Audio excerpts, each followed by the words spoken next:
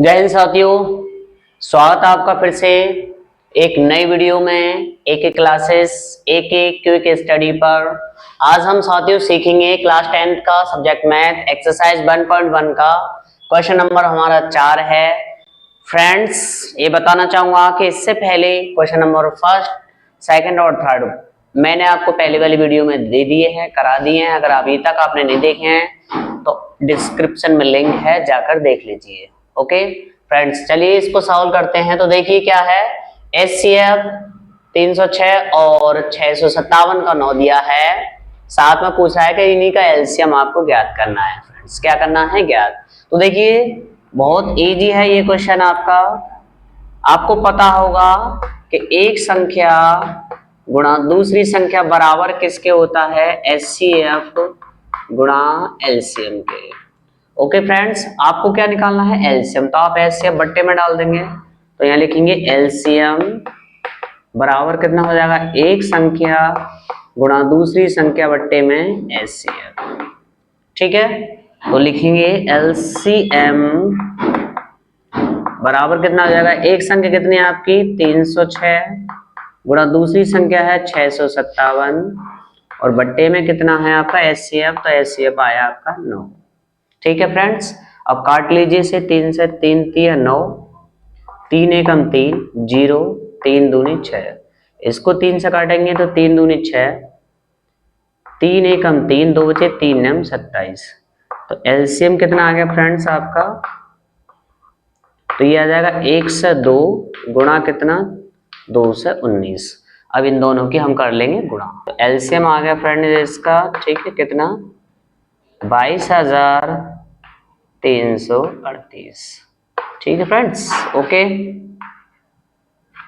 ये बन गया इसका एलसीएम। बहुत इजी क्वेश्चन था, इसको नोट डाउन करिए। फ्रेंड्स, अगला क्वेश्चन क्या है कि जांच कीजिए कि क्या किसी प्राकृतिक संख्या, प्राकृतिक लिख रहा है दोस्त, मैंने प्राकृतिक लिख दिया है, कोई दिक्कत नहीं है।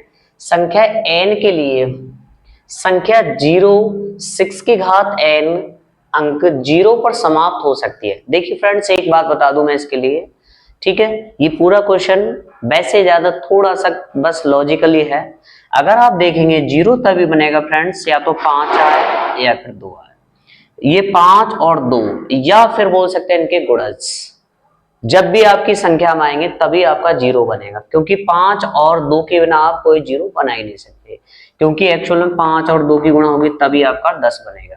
अब यहाँ हमारा कितना हो सकता है? 4 हो सकता है। फिर आपका कितना हो सकता है? 5 का गुणज हम 15 लेंगे तो हमारा 60 बन जाएगा। लेकिन 4 2 का गुणज है, 5 आपका कितने का है? वो सॉरी 15 कितने का गुणज है? 5 का। ठीक है, तो यानी इनका गुणज जरूर होगा आपका। तो देखिए सबसे पहले क्या लिखेंगे यहाँ पर? लिखेंगे यहाँ पर किसी भी संख्या, किसी भी प्राकृत संख्या का अंक 0 पर समाप्त होने के लिए 2 तथा 5 दोनों की आवश्यकता होती है। तो क्या करेंगे? देखिए इसको लिखिए 6 की घात n। इसको आप क्या लिख सकते हैं? तो इसको लिखेंगे 2 गुणा 3, ऐसे तोड़ के लिख सकते हैं, और ये घात है तो 2 की घात n गुणा 3 की घात n। अगर आप देखेंगे तो देखिए 2 तो है इसमें, लेकिन आपका 3 नहीं है, 3 नहीं है। अतः लिखेंगे यहाँ पर 2 है लेकिन 5 नहीं है। तो यहाँ लिखेंगे अतः 6 की घात 0 अंक 0 पर समाप्त नहीं हो सकता। बस हो गया फ्रेंड्स, नोट डाउन करिए। अगला क्वेश्चन कराता हूं मैं आपके लिए।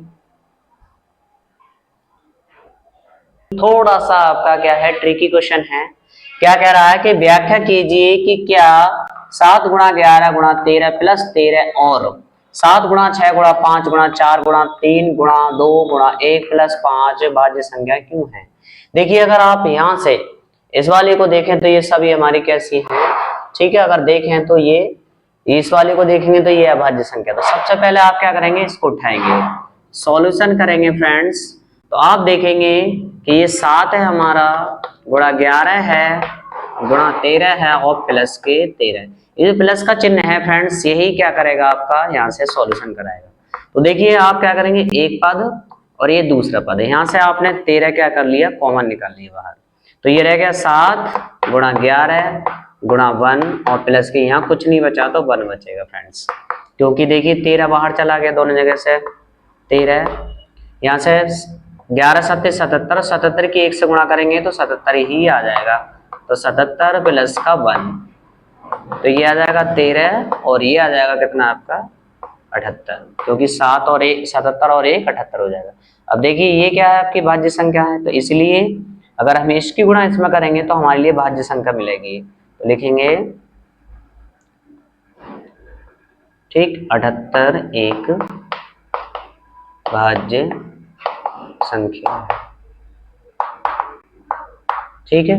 इसी प्रकार दूसरा वाला देखेंगे आप।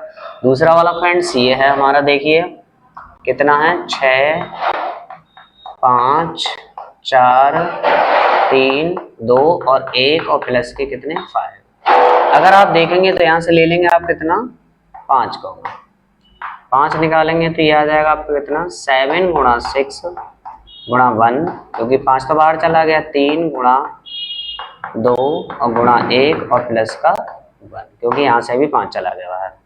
7 छेंगे 42 और ये आ जाएगा कितना 4 3 12 और 12 दूनी 24।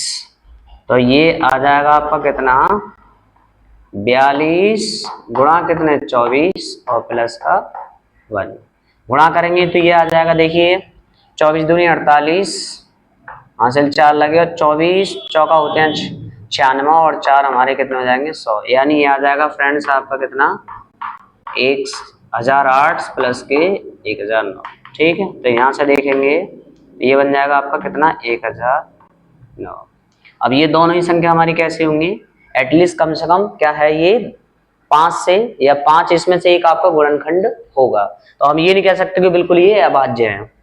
तो लिखेंगे यहाँ पर यह भी भाज्य संख्याएं हैं, ठीक है फ्रेंड्स। तो ये आपका क्या हो गया, इसका एक्सप्लेनेशन हो गया। देखिए फ्रेंड्स, इस प्रश्नावली का लास्टवां क्वेश्चन देख रहे होंगे। देखने में ये क्वेश्चन बहुत बड़ा लग रहा होगा आपको, ऐसा लग रहा होगा कि ये बहुत ज्यादा टफ क्वेश्चन है, लेकिन वास्तविकता ये है कि ये क्वेश्चन टफ नहीं है, बहुत इजी क्वेश्चन है, लेकिन लिखा हुआ इतना बड़ा है, इस वजह से आपको घबराने की जरूरत नहीं है। क्या कह रहा है क्वेश्चन, एक बार हम क्वेश्चन को पढ़ लेते हैं। किसी खेल के मैदान के चारों ओर एक वृत्ताकार पथ है, ठीक है, ये खेल का मैदान है और वृत्ताकार पथ है। इस मैदान का एक चक्कर लगाने में सोनिया को 18 मिनट लगते हैं। कोई सोनिया नाम की लड़की है, उसको 18 मिनट, जबकि इसी मैदान का एक चक्कर लगाने में जो रवि है वो 12 मिनट लेता है, ठीक है, लगते हैं। मान लीजिए वे दोनों एक ही स्थान और एक ही समय पर चलना प्रारंभ करके एक ही दिशा में चलते हैं, ठीक है। फिर क्या कहता है, कितने समय बाद वे पुनः प्रारंभिक स्थान पर मिलेंगे। कोई दिक्कत नहीं है। तो यहाँ पर सबसे पहले क्या लिखेंगे, सॉल्यूशन, बोलेंगे सोनिया को लगा समय, सोनिया को लगा समय कितना है फ्रेंड्स 18 मिनट। फिर किसको, रवि को लगा समय,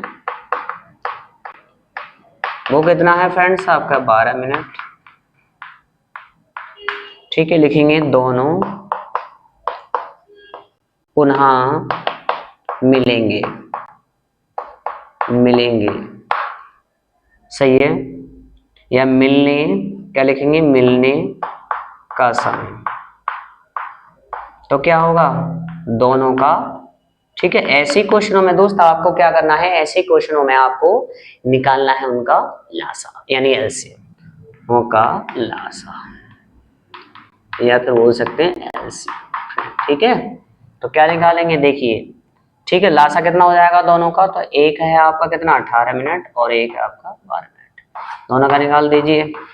2 9 18 और 2 छक्के 12, फिर लगाएंगे 9 नहीं कटेगा 3 बार, अब 3 से काट दीजिए, 3 तिया 9, 3 एकम 3, 1 2 दूनी 4 4 और 4 तिया 12 और 12 तिया 36, तो कितना हो जाएगा आपका 36 मिनट, यानी 36 मिनट के बाद वो पुनः उसी स्थान पर मिल जाएंगे। ओके फ्रेंड्स, मैंने कहा ना बहुत इजी क्वेश्चन है, बहुत इजी, सच में इजी है आपका, ठीक है। तो 36 मिनट के बाद वो आपस में दोनों जहां से वो जो उन्होंने चलना स्टार्ट किया था, प्रारंभ किया था, वहीं पर 36 मिनट के बाद वो दोबारा उसी स्थान पर मिल जाएंगे। ठीक है फ्रेंड्स, चलिए तो वीडियो करते हैं फिनिश। अगर वीडियो आपको पसंद आया हो तो लाइक और एक सब्सक्राइब जरूर करें, और अभी तक आपने एक क्विक स्टडी को सब्सक्राइब नहीं किया है तो अभी सब्सक्राइब करिए। मिलते हैं अगले वीडियो में, तब तक के लिए जय हिंद, वंदे मातरम।